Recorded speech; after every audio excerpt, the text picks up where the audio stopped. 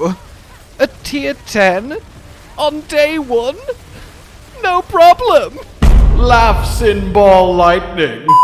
Hello, my fellow sorcerers! How are you doing? And more to the point, although I hope you're doing very well, how are you doing in Abattoir of Zir? And again, there, I hope you're doing very well. It can certainly be beyond brutal, and at times feel downright impossible if luck turns against you, and you summon a pack of 3 Bloodseeker Guardians at the end with Suppressor, Wall, and Flame Enchanted, and you just have to kind of cry in the corner, holding on tightly to your ball lightning. But for the most part, Sorcerer is proving very, very good. And if tier 25 is at all technically possible, I have no doubt that Sorcerer will do it, and I will certainly be pushing for it as well, assuming I find the spare like 100 hours to just sit farming levels on my blood glyph somewhere. Anyway, what I am here today then to share with you is the definitively new best Sorcerer build. It is Ball Lightning post Zir, using the new blood glyph, what I have learnt and tweaked within Abattoir itself to produce the tankiest yet most damaging version of this sweet little crackling sphere that we have at our command. And yes, while I do have Haverion in the background, I will of course be presenting this as a non-Uber Unique build, and that version is what you're now seeing smashing a tier 9, so believe me, this really is the good stuff. And then I'll let you know how to swap a Haverion in if you do have it. The shrine buffs are very helpful, but actually with how many shrine buffs are in each Abattoir dungeon, you can do essentially the same tactic with just a little bit of forethought, and I'll get to that when we talk actual tactics later in this video. The blood glyph is quite interesting to fit it into the Paragon board to make the changes without losing too much, and I'm quite proud with what I've come up with. We still have 6 active glyphs, we still have 6 boards, but we have a maxed blood glyph too, and oh, the damage is delicious. This thing is potent. And as you've been seeing, I am indeed slaughtering through a tier 10, comfortable amount of time left with the Seekers spawning, and that's really, really nice. I should say that what you are seeing slash watching slash hearing was all from day 1 with my blood glyph only on level 4. I had an unfortunately timed trip to take the day after for a couple of days that Zir came out, so that is definitely something to think about. I have no doubt that if I'd had another day to just sit there grinding, I'd be showing you a tier 15 at least, given how comfortably I was beating the timer and defeating the Bloodseekers at the end. So if you want to conquer this new endgame challenge, race to tier 25, there is no better way to do it than this, and it will let you prove, to quote the great philosopher, that you are the best, the very best, like no one ever was. Beautiful.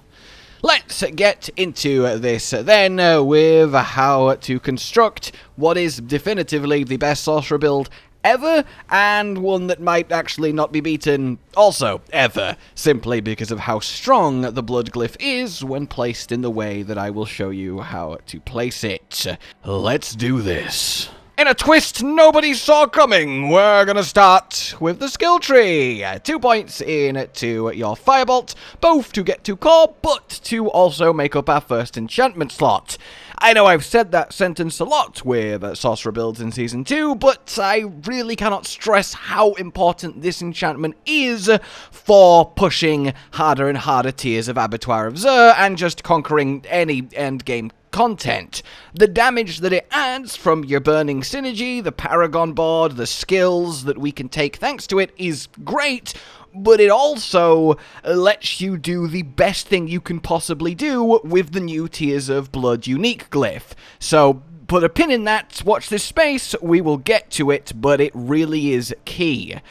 Over to your cause, where we want to get 1 into Devastation, to simply grab 3 into Dominance. We will nearly always be above like 120 mana or so this is just a permanent 9% multiplicative, and we need every little scrap of damage we can get while still being tanky enough to take the honestly quite meaty hits coming your way.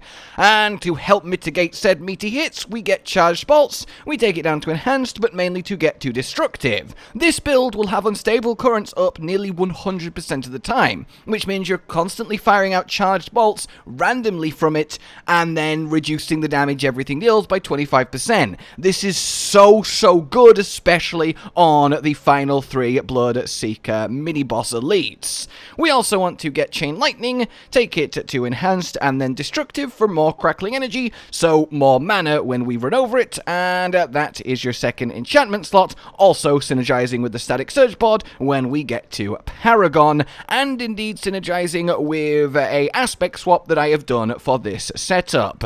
To your defensives, which really do come in clutch. We got our Flame Shield and take it to Shimmering. This 50% heal is big in Zir because you will find times where you literally just run out of potions, and this keeps you going.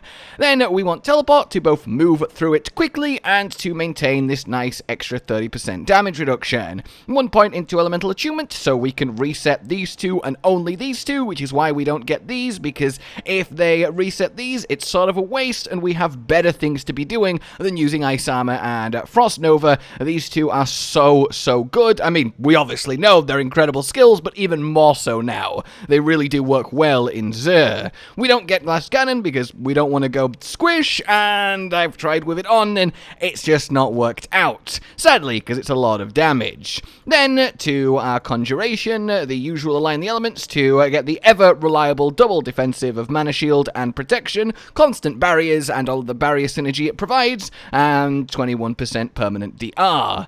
Then we get Ice Blades, simply as our source of frost damage, cold damage to activate Talrash's Ring, and then Lightning Spear to primarily, honestly, fill the final slot on our bars, but also it cannot be underestimated how good of a defensive ability this is. Just pressing it gives us a shield of protection, but more than that, because we take it to Invoked, it stuns everything on screen. And because we have Invoked Lightning Spear, all of the Lightning Spears being summoned by Unstable Currents, which remember is up permanently here, stuns everything on screen, and it turns it into a really good you don't die, because a stunned enemy can't kill you. Over to, and also, yes, 3 points in Conjuration Mastery, as with permanent Unstable Currents, we have a lot of Lightning Bolts up. We also throw out our extra Conjurations, so this just stacks up to be a nice damage increase, and again, we do need every percent we can get. To the Mastery side of things, we first get Inner Flames and Devouring Blaze, one of the big benefits of our Firebolt Flaming Synergy, Burning Synergy, and then we fill up the star of the show that is Ball Lightning, take it to Enhance, so it ticks like crazy with our capped attack speed, and then Wizards to form a sea of crackling energy, which then gives us infinite mana, because there's just so much of it. Even if you're trying not to pick it up, you will still pick up enough to have said infinite mana. Then over to your ultimates, where we grab Unstable Currents and just prime for the attack speed, and remember, this is going to be essentially permanently up, but we don't need Supreme, because we're not going to be using Overflowing Energy, so it's kind of a wasted point we can better spend elsewhere. And on that note, yes, our key passive is Via's Mastery. Now, the damage increase on this, sadly, is bugged, but the damage reduction is too good to ignore. And it also lets us use one of the best defensive aspects in Mage Lords, so it really does come in handy, and believe me, you need that damage reduction.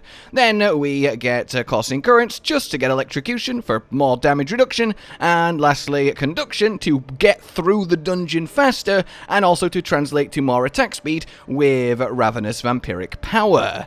So that is our setup, and it is fairly solid if I do say so myself. Now, let's talk aspects, uniques, and everything gear related. Crit damage to vulnerable gems in your weapons, you want health in your armor, and armor in your jewelry. You want accelerating on specifically a dagger for the extra damage too close, as, well, we don't need to look at it from a wand, and accelerating itself lets us keep permanently at that attack speed cap even easier. Then we also get Conceited for a nice multiplicative chunk extra damage, while we have a barrier, which is nearly all the time, though less than usual because we are taking a lot of damage in Abattoir. Then we want ourselves Gravitational, you know, the thing that makes it all work, make ball lightning circle around you, that's very important. And then lastly, we have a little swap to Recharging, as this will, well, give us a load more mana on top of the Sea of Crackling Energy. You might think that this is overkill, but what I have found in Abattoir is enemies will get so much health, especially once you start pushing past tier 10, that you need to cast so many ball lightnings to actually do meaningful damage that you will be spending mana at an ungodly rate, and this really helps with that. Especially when you get to the 3 Bloodseekers at the end and you have less crackling energy generated from less enemies to hit, it really lets you stand your ground and just pump out ball lightnings. I found it actually making a huge difference, and finally it is making an appearance in the build.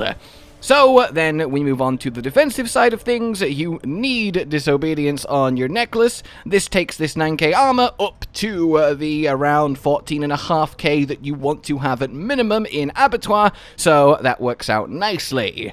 On your chest, you want Ever Living for that nice reduction from vulnerable enemies, as enemies will always be vulnerable. And then lastly, Mage Lords, so Via's Mastery gives you an extra 27% permanent passive damage reduction. This is so effective, and half the reason that we do take that key passive.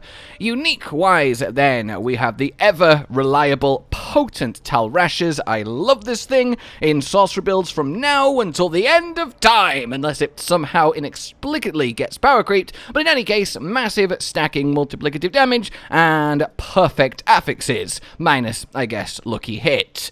Then we want Flicker Step. This is how we're going to keep unstable currents up constantly, despite not focusing on cooldown reduction from other sources, and we do want unstable currents up constantly. Not only does it give you constant barriers, because every time it randomly does a lightning spear you get a shield, not only does it keep everyone stunned because of lightning spear, keeps everyone doing less damage from charged bolts, it pumps your damage up even further by doubling up on ball lightnings. It's a simultaneous defensive and offensive steroid, and it makes a huge difference to have it constantly rolling as you are constantly rolling through the bloodforge. Then we get to Bolt's Will to be another extra source of mana. The damage reduction is nice, the extra max mana is nice, the actual potion capacity is really nice too, as you'll need them in Abattoir, but of course the 40% multiplicative every time we teleport a flame shield is also phenomenal. Then we have ourselves some alternate options. If you are doing earlier ones, feel free to put on Godslayer Crown. You will get the nice little pull-ins, and it's not too squishy inducing, unlike Raiment, which does make you, well, a lot less tanky, both because you lose the tanky affixes and you gain Glass Cannon. It's hard to justify. So if you're doing some really easy ones, you're just farming Bloodglyph XP, put on Godslayer, but other than that, I would leave it there. Let's talk Uber Uniques if you are lucky enough to have them. The main one that matters is a Havarion. Not only do you do more damage from the affixes than one in focus, you get the shrine effects, which I cannot stress or exaggerate enough, are clutch in Abattoir. Deliberately timing it so you'll kill an elite to summon the final 3 is a real sensible thing that you should essentially always be doing with this. And to put it on, simply drop the accelerating aspect and drop the conceited aspect. The rest of the build in every capacity stays exactly the same, and there you are, done. When it comes to Selig, I've not found it necessary up to tier 10. I don't think it's worth, at least currently, the damage loss from the ranks of Mastery, the ranks of Devouring Blaze. You just need to put out so much damage in this lovely, delicious blood portal that I can't justify it, and I felt tanky enough with the rest rest of the build, which is something I'm very happy about. But if you do want to use it for that safety net, well, simply equip it. We don't need to make too many changes. The only thing you have to do is replace the Disobedience, and you do that by replacing the Ever-Living. Keep Mage Lords as the second defensive aspect. And if you're lucky enough to have a Shaco, well, equip that, and then put Disobedience on your chest as your only defensive aspect. And at that point, you might as well swap Key Passive too, as it's no longer super worth it. Anyway then, we are good to talk Vampiric powers. You want to be having Infection for that 4th stack of Tell Rashas. The damage is super needed. The usual buddies that are Accursed, Touch, and Prey on the Weak for permanent Vampiric Curse on everyone, which means permanent Vulnerable on everyone. Take more damage, do less to you. What's not to love? Then Ravenous for that cataclysmic attack speed amp, both for your casting ball lightning speed and for its tick rate. You will be more than attack speed capped for your ball lightnings in this. And then lastly, the defensive in Sanguine Brace. The 8% permanent extra crit is actually quite a nice offensive bump, and then when you're fortified, you just take less damage, which is enough to really put you over the edge into properly tanky territory. And even outside of Abattoir of Zir, it's just worth having on. It makes everything feel super comfortable, even if you're doing normal tier 90 to 100 Nightmare Dungeon. Oh, and something to add on with Sanguine Brace is that you might start to find it hard to stay fortified as kill times get higher in higher tiers, in which case you want to drop it for Resilience, which will help you out a little bit more, so kind of feel it out on that one. Then, before we talk strategy, let's talk affixes. You want critical strike chance, you want resource generation, then you want critical strike damage, then you want attack speed, you want ranks of mastery, ranks of devouring blaze, and then movement speed, then critical strike damage with lightning, vulnerable damage, and you are good to go offensively. Defensively, you want damage reduction from close, from distance, damage reduction just full stop, and percent armor both on your chest and your helmet. Intelligence is a good backup everywhere if you've already got enough of everything else I've said, and maximum life doesn't hurt too. In fact, it quite literally does the opposite of hurt. And when all is said and done in this build, you have way over 100% worth of combined damage reduction from different sources, which is kind of the baseline you want to aim for. It's why we end up so hilariously tanky despite pushing forward with the obliteration level damage, and it really does feel comfortable. I'm not going to go into too much detail on how to literally play Ball Lightning. We're all heavily aware of that by now. You just spam out as many Ball Lightnings as you can, constantly casting it, and putting yourself on top of enemies until they disintegrate. But the actual specifics then are more interesting. Obviously, as I said, if you have a Havarion, then kill an Elite as your final enemy to spawn the Bloodseekers, so you have a shrine before them. But outside of that, universally, Flame Shield is so your best friend here. Being able to use it and know that you can comfortably just stand on top of enemies for 2 seconds, melting them down without having to worrying about an explosion on the ground is really, really nice. And talking of explosions on the ground, as much as I like seeing the damage numbers, and I've left them on for you guys, do consider turning them off, as Ball Lightning, let's say, it has a little bit of screen clutter when it comes to damage numbers, and getting rid of them lets you see explosions underneath you and move out of them so you don't get one shot if you're low or something's gone wrong, and it can come in quite handy. Use your teleport to move through quickly, yes, but also consider saving it a little bit as a get out of jail free card. If you get stuck behind some wallers that are eating your Ball Lightnings, then you can get out of that bad situation. And indeed, wallers suck. They cancel your Ball Lightnings, you can't really get a new ring going, they lock you in. Try and avoid. If you get a difficult pack of elites, you can just ignore them, run past, and kill more stuff. It's endless, so you don't have to take every fight you come across, and if you get a really unfortunate combination of elites, just leave them. They'll eventually stop chasing you. And suppressors fall into a similar category that, yeah, they're really awkward to deal with. Teleport right into the middle of them, flame shield, and get your Ball Lightnings going. Make sure you are constantly dodging, so you're constantly using Flicker Step to get rid of unstable unstable currents, so that unstable currents is constantly on. Use your lightning spear and your ice blades on cooldown, both to keep your stacks from ice blade and to keep everyone stunned with the lightning spear, and past that, you just gotta use your best judgment as you go through it. Definitely consider using shrines to your advantage. If you know that the Bloodseekers are going to spawn soon, and you find a good shrine like Conduit or Protection, well, kind of hang near them, lure an enemy over to them, finish the enemy, triggering the spawn, then grab the shrine to use it against them. I know this isn't Sorcerer specific, but it's something I would heartily recommend if you're struggling to just push past the current tier that you are on. Everything else is sort of common sense and plays to the build, and really good luck in pushing as high as you want to go. All that remains now then is the Paragon board and the fitting of this Tears of Blood and its bountiful power increase. Let's go over this, and I love that I've still got 6 glyphs activated despite maxing this thing. Follow me point for point in the order that I go, boards in the same way, orientated the same way, and let's have a good day.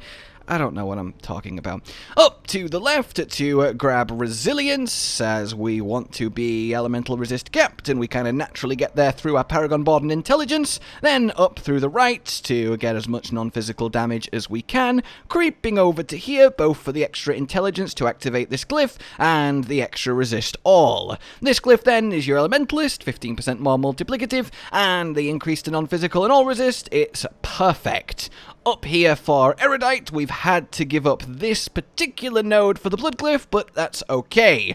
When they fix, or by the time you're watching this, they will have fixed the hilarious glyph issue that everybody's glyphs have de-leveled, we will be back to resist cap with the glyphs we've chosen. Then we want to head up past Elemental Balance and into the next board, which is the core of any worthwhile sorcerer build, the Enchantment Master board. And here we get the triple Elemental Balance, Elementalist, and Ruinous for all of that delicious non-physical damage like this. Sadly, we don't have the spare points to just sort of grab everything, which we would want to, and then we can go to the glyph slot where we want Reinforced. This will power up the non-physical damage and the all resist of Erudite, which we want to get specifically like this before heading out, skipping this all resist here, and the damage reduction with a barrier is really key. Over to then our Blood Glyph board, and it is Burning Instinct. This is why having your Flame Bolt burning synergy is so important now, and essentially non-optional if you want to optimally use this thing. First and foremost, we go down and to the glyph slot. We put in Tears of Blood, and we get every single node in range, except specifically the 2 damage reduction here, and the damage increase here, because we'll need to save the points, but get everything else. The reason it goes here is this board gives us the most points to be able to buy to pour into it, and this powers up by 50% and it increases the rare nodes. So it makes us do more damage by amping this, the more damage to burning, so that's really nice. But more importantly, it also makes us take less damage. You see, the Blood Glyph is giving us a 5% damage reduction from burning enemies because it's powering up the damage reduction from burning enemies node. That is super awesome. And yes, I just said super awesome, but you know, I'm very happy about this whole thing. And it means that we can be a little bit lighter with defensive Paragon choices. For example, we used to have this, Keeper of Flames, 10% damage reduction from burning, but saving the points to get there is what has given us the points to fill this out while not losing that much damage reduction, and eventually once this Blood Glyph is high enough level, we'll get more damage reduction from it than we would from Keeper of Flames anyway. So this has worked out beautifully, and it is by far and away the best place to, well, place it, unless you really don't want to use the Firebolt synergy, but that's a decision you will have to make, and if that's the case, we'll then put it in your freezing frigid fate board. Now we go up to the right middle past kindling, going straight up to grab safeguard. We've had to give up these two to grab a few more points for the blood glyph, and then we keep on going up into static surge. Initially head right to grab the extra mana and extra damage to stunned enemies, very very nice to have, and then we go left to grab static surge itself, so our both, well, chain lightning automatic firing gives us mana and extra vulnerable uptime, and then we go right in this very specific way that perfectly gets electro and incapacitate and activates adept for larger and more potent ball lightnings in the process. Then we go back down to the Burning Instinct and exit southily here to your Frigid Fate board.